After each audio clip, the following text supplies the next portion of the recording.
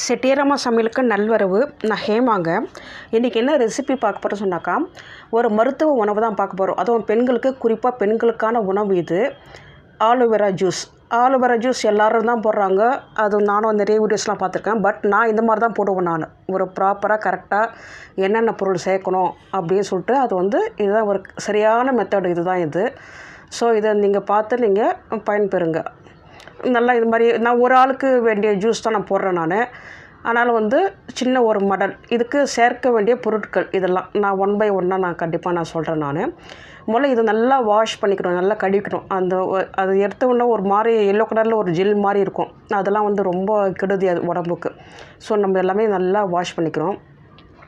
அப்புறம் இந்த மாதிரி சைடில் சீவிக்கிறோம். அந்த முள்ளுமா இருக்கிறதெல்லாம் சீவிக்கிட்டு இதை ரெண்டாக கட் பண்ணிக்கிறோம். கட் பண்ணி இது இருக்க ஜெல்லெல்லாம் அதாவது அந்த பல்ப்பு இருக்குல்ல, அது மட்டும் நம்ம தனியாக நம்ம எடுத்துக்கிறோம்.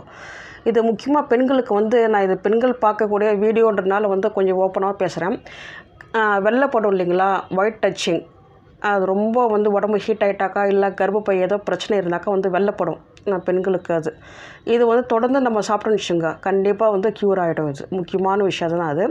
அது இல்லாமல் உடல் சூடு எப்படியாப்பட்ட சூடாக இருந்தாலும், அது ஆம்பளைக்காக இருந்தாலும் பொம்பளைக்காக இருந்தாலும் ரொம்ப ஹீட் ஆகிட்டாக்கா நீர் கடுப்பு வரும். அதாவது யூரின் போகிற மாதிரி தோணும். பட் யூரின் போகிற டைமில் ட்ராப்பாக தான் வரும், கொஞ்சம் கொஞ்சமாக வரும், சொட்டாக வரும். அது ஃபுல்லாக போக மாட்டோம். ஒரு கூச்சமாக இருக்கும், எரிச்சல் இருக்கும். இதுதான் நீர் கடுப்பு. அது எல்லாருக்கும் ஏற்படும். முக்கியமாக குழந்தைங்க கூட கண்டிப்பாக வரும் இது. அதுக்கு நல்ல ஒரு இது. அந்த டைமில் நம்ம என்ன பண்ணுவோம், இளநீர் குடிப்போம் இல்லைங்களா, இளநீர் ஜூஸ் அது மாதிரிலாம் நிறைய குடிப்போம். பட் அதெல்லாம் இல்லாமல் இது மாதிரி நீங்கள் சாப்பிட்லாம். அதுவும் ப்ராப்பராக சாப்பிட்ணும். எடுத்துக்கணும் அப்படியே சாப்பிடக்கூடாது. இந்த மாதிரி ஜெல்லோடு யூஸ் பண்ணுறதுனாக்கா எக்ஸ்டர்னல் யூஸ், அதாவது தலைக்கு, முகத்துக்கு, உடம்புக்கு அது மாதிரி நம்ம அது மாதிரி பண்ணிக்கலாம்.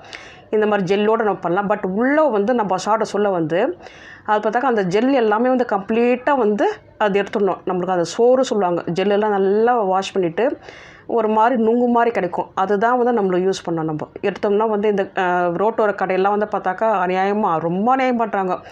எடுத்து அப்படியே சரியாக கூட கழுவுறது கிடையாது. எடுத்து இது பண்ணி அது அப்படியே மிக்சியில் அடித்து அதில் லெமன் போட்டு குழன்னு அது ரொம்ப கெடுது. அது மாதிரிலாம் ஏன்னா இந்த ஜெல்லோட பேர் அலோயின்னு பேர். இது கண்டிப்பாக உடம்புக்கு ரொம்ப கெடுது. இது இன்னும் கேட்டால் ஃபுட் பாய்சன் மாதிரி இது. அது ஏன்னா ரத்தத்தில் கலந்தால் நாள் படம் ஒரு அலர்ஜி வரும், ஒவ்வாமை சொல்லுவாங்களா, எல்லாத்துக்கும் அது காரணமாகிடும். அது அதனால் இது கம்ப்ளீட்டாக நீக்கணும். அதுதான் அந்த நாள்லேயே சொல்லுவாங்க பெரியவங்களாம், 7 முறை கழுவணும், 7 தண்ணியில் 7 முறை கழுவணும்னு சொல்லிட்டு. அதுவும் முக்கியமாக அரிசி களைஞ்ச தண்ணி இருக்குது பாருங்கள், அதில் கழுவணும் அப்படின்னு சொல்லுவாங்க. நம்ம அந்தளவுக்குலாம் போகவே இல்லை. ஏன்னா நம்மளுக்கு சத்து போய்டும் சொல்லிட்டு நம்மளுக்கு அந்த ஜெல் தான் சத்துன்னு நம்ம நினச்சிட்டு இருக்கோம். அது கண்டிப்பாக இல்லவே இல்லை. நான் தாராளமாக ஒரு 3 தண்ணியில் நல்லாவே கழிக்கிறேன். ஜெல் போகணும், அதுதான் எனக்கு முக்கியம். அது நான் எப்போவுமே இது மாதிரி தான் செய்வேன். நான் இது மாதிரி நம்ம கழுவிக்கிறோம். நம்ம இது இது மாதிரி இந்த வயிற்று வலி, இந்த நீர் கடுப்பு டைமில் இது மாதிரி ஜூஸ் போட்டு தான் சாப்பிட்னா கண்டிப்பாக இல்லவே இல்லை. இது மாதிரி வாஷ் பண்ணணும். நல்லா வாஷ் பண்ணிவிட்டு இதில் அப்படியே எடுத்து கூட ஒரு 2 ஸ்பூன் 3 ஸ்பூன் அப்படியே சாப்பிட்லாம். எடுத்துக்கணும் அப்படியே அப்படியே சாப்பிட்டாக்கா கண்டிப்பாக உடம்புக்கு அது கெடுதி தான். அது அந்த ஜெல்லோடு சாப்பிடவே கூடாது. நம்ம எக்ஸ்ட்ரா யூஸ் எவ்வளோ வேணால் பண்ணிக்கலாம். தலைக்கு போட்டுக்கலாம், முகத்துக்கு தேய்ச்சிக்கலாம், எல்லாம் பண்ணிக்கலாம். பாருங்கள், திருப்பி நல்லா தண்ணி ஊற்றி அந்த சத்து கண்டிப்பாக போகாது. ஏன்னா அந்த சோறு மாதிரி இருக்குது, நுங்கு மாதிரி இருக்குங்களா, அதுதான் நம்மளுக்கு சத்து. நம்ம இந்த ஜூஸாக தான் சாப்பிட்றோன்னா கண்டிப்பாக இல்லவே இல்லைங்க. இப்போது சாம்பாருக்கு பருப்பு வேக வைக்கிறீங்களா, அதில் இது ஒரு பீஸ், சும்மா ஒரு 2 ஸ்பூன், ஒன்றுமே தெரியாது, ஒரு கசப்பு எதுவுமே தெரியாது. அப்படின்னா குடும்பத்தில் எல்லோரும் சாப்பிட்லாம், எல்லாருக்கும் போகும், வயிற்றுக்குள்ளே போகும். நம்மளுக்கு அதுதான் முக்கியம் இல்லைங்களா, அந்த மாதிரி பண்ணலாம். இல்லை இந்த மாதிரி நம்ம சாப்பிட்லாம். அது ஆனால் இப்படி இருந்தாலும் வாஷ் பண்ணணும், நல்லா கழுவுணுங்க. நல்லா நான் ஒரு 3 முறை போட்டு பாருங்கள், முன்ன கூட பாருங்கள், நல்லா கழுவுறேன் நான். அது பாருங்கள், அவ்வளோ பெரிய மடலில் நம்மளுக்கு இதுதான் நம்மளுக்கு கிடச்சிது. அது உங்களுக்கு எத்தனை பேர் சாப்பிட்றீங்களோ அதுக்கேற்ற மாதிரி நீங்கள் பண்ணிக்கோங்க. இந்த ஒரு கரண்டியில் ஓரளவு போதும், இது போதும், ஒருத்தருக்கு இது போதும். இதுவே நீங்கள் கிராஜுவலாக டெய்லி நீங்கள் சாப்பிட்டீங்கன்னாக்கா உங்களுக்கு அதுவும் பெண்களுக்கு குறிப்பாக இது பேரே குமரினேன்னு பேர். இது பேர் குமரி அப்படின்னு சொல்லுவாங்க. இது முக்கியமாக பெண்களுக்கான ஒரு அது ஹெர்பல் தான் இது. அது நம்மளுக்காக கடவுளால் கொடுக்கப்பட்ட ஒரு மூலிகை தான் இது. அது வந்து நம்ம நல்லா பயன்படுத்திக்கிறோம் நம்ம. அது எல்லாத்துக்கும் நம்ம டாக்டர்கிட்ட போய் நம்ம இன்ஜெக்ஷன், ஊசி, அது இது மருந்து, மாத்திரை தேவையே இல்லைங்க. நம்மளை சுற்றி இருக்க அந்த பொருட்களை வச்சே நம்ம சாப்பிடலாம். இயற்கையான பொருட்கள். ஆல்ரெடி கர்ப்பப்பை சம்மந்தமான விஷயத்துக்கு நித்திய கல்யாணி பூ வச்சு பால் வேக வச்சு சாப்பிட்றத பற்றி சொல்லியிருந்தேன்.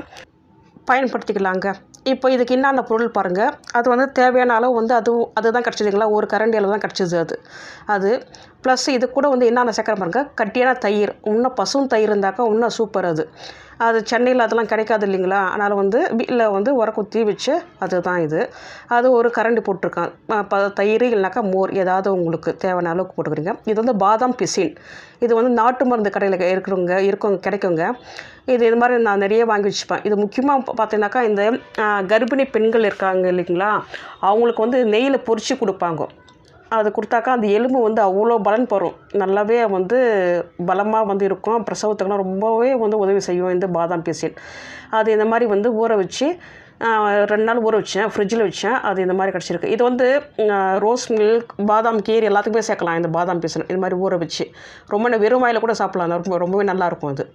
அது நம்மளுக்கு தேவையான அளவு நம்ம போட்டுக்கிறோம் நம்ம. இது கருப்பு உப்பு, நாட்டு மருந்து கடையில் தான் வாங்கினேன் நான் இதையும் சாதா உப்பு கூட சேர்த்துக்கலாம், கல்லுப்பு சேர்த்துக்கலாம். கல்லுப்பு அதில் இருக்க விஷயத்தை எப்படி நீக்கிறதுன்றதை பற்றி வீடியோ ஒன்று போட்டிருக்கேன். அதுவும் நீங்கள் பார்த்துக்கலாம். நீங்கள் வீடியோ இருக்கும் நம்ம சேனலில், அது போட்டுக்கலாம். இல்லை உங்களுக்கு தேவையான உப்பு எதுவோ அதை நீங்கள் சேர்த்துக்கோங்க நீங்கள்.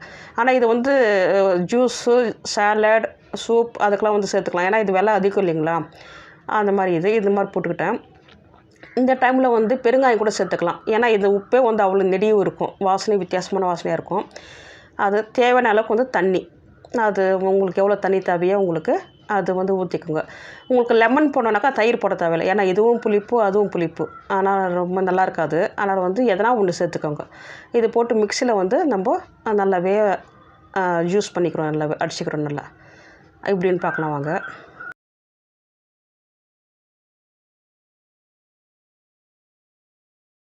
பாருங்கள், நல்லா பால் மாதிரி எப்படி வந்துருக்கு பாருங்கள். நல்ல வெள்ளை வெள்ளையேன்னு அவ்வளோ நல்லா இருக்குது. அந்த வாசனையே அவ்வளோ நல்லாயிருக்கு. அந்த ஓப்பன் பண்ண சொல்லி அந்த வாசனை அவ்வளோ நல்லாயிருக்கு. பாருங்கள் எவ்வளோ நல்லாயிருக்கு பாருங்கள். இதெல்லாம் தாங்க இயற்கையான ஒரு உணவுங்க. இதெல்லாம் நம்ம நிறைய எடுத்துக்கணும். நம்ம வீட்டில் நான் இருக்கிறது வாடகை வீடு தான். பட் நான் என்னென்ன செடி எல்லாமே வச்சுருக்கதெல்லாம் மூலிகை செடி தான். நெக்ஸ்ட் கீழா நெல்லி, அது வச்சு ஒரு ரெசிபி நம்ம பார்க்க போகிறோம். இது சப்ஜா விதை, உங்களுக்கு நல்லாவே தெரியும். அதை ஊற வச்சு அது வச்சுருக்கேன்.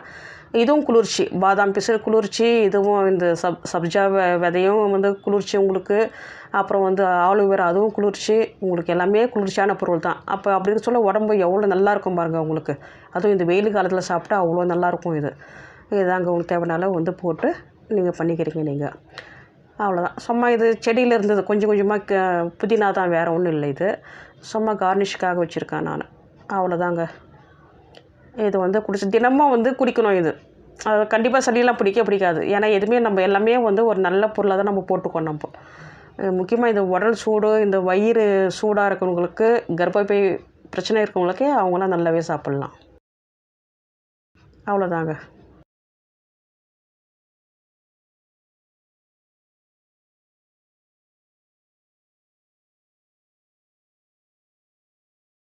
தேங்க்யூ.